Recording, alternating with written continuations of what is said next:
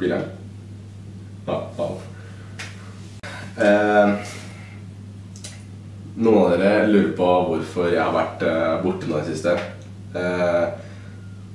Det er vel så å si fordi at jeg sliter med en del ting som de fleste ikke vet om. Det er vel dette med at jeg har hatt depresjon før. Jeg har ganske vanskelig å oppstarte livet. Vi kan starte med barndommen. Barndommen min. Fra 1. til 8. klasse ble jeg mobba. Fordi på min tid var det ikke så normalt å liksom være sammen med en som var mørk i huden. Da. Det var veldig unormalt. Folk tok meg for å være annerledes. Jeg ble utestengt fra ting, jeg ble kalt ting. Jeg ble mobba, slått. Jeg ble alt. Jeg hadde en skikkelig vanskelig oppstart. Moren min og stefaren min visste ikke noe om det her. De vet ennå ikke om hvordan de har hatt det i livet. Jeg prøvde for det meste å holde meg langt unna de fleste klassen min og på skolen min. Jeg var alltid alene rundt, og det var ganske vanskelig for meg.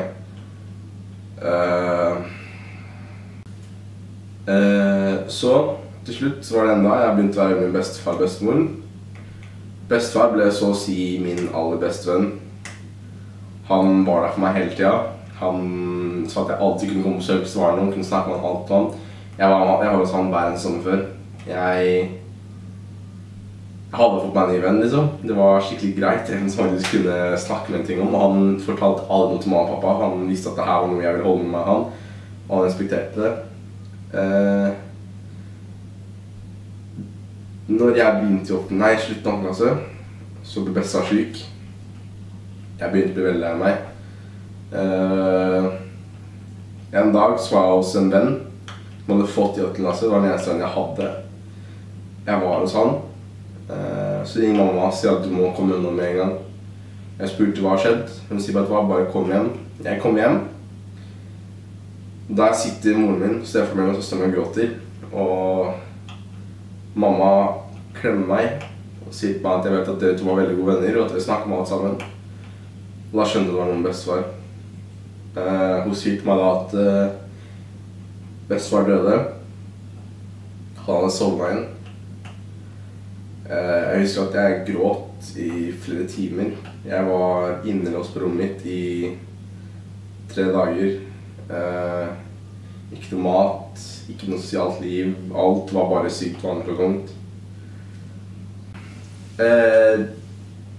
Så begynte 9. klasse å komme.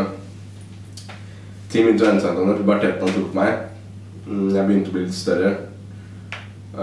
Ikke sånn feilete, men noen større muskel og alt mulig sånt. Fedme og alt mulig.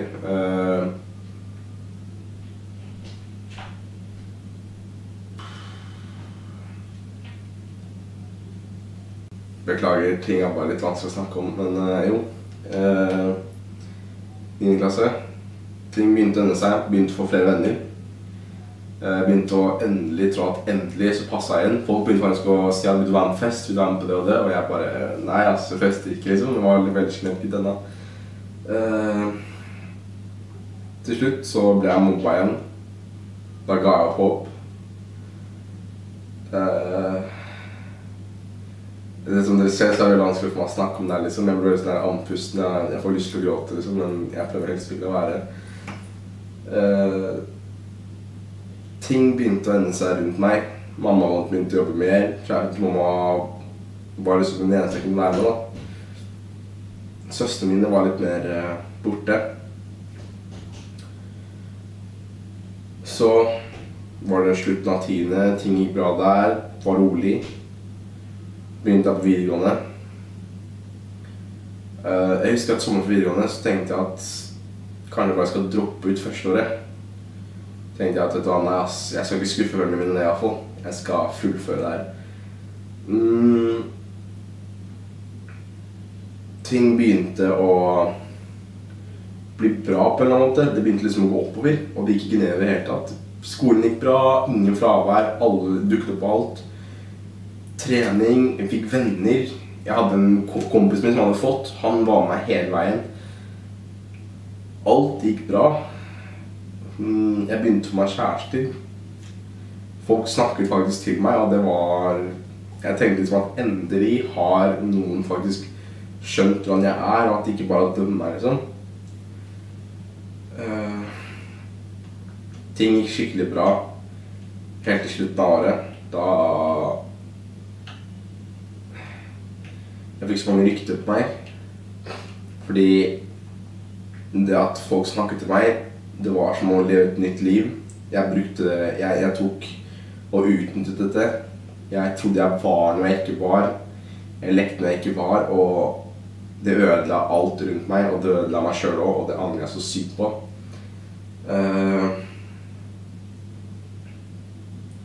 Jeg begynte å bli deprimert igjen. Jeg lider av depresjon, og jeg blir deprimert av og til. Jeg hadde en periode hvor jeg var så deprimert at jeg låste ut av alle mennesker. Jeg låste ut av alle jeg skjønte var glad i, jeg låste ut av alt. Jeg var låst inne i meg selv. Jeg spiste ikke, jeg var ikke ute, jeg hadde disse tankene som gjør at jeg ble gal.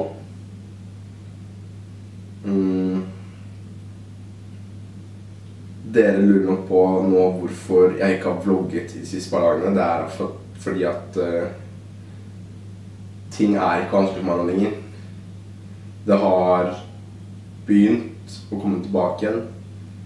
Ting er tungt. Jeg er lei meg for ting. Jeg begynner å overtenke. Ikke ta deg feil. Jeg har lyst til å vlogge. Jeg elsker å vlogge for dere. Dere gjør meg glad. Dere redder dagene mine. Det er bare at noen ganger så er det, du vet, når du står opp og du føler du har lyst til noe, men hjernen din sier nei, ikke gjør det, bare ligg der. Tenk på det vonde. Drit i det som jeg er glad i, liksom, og du plutselig bare kollapser helt og bare gir faen i alt.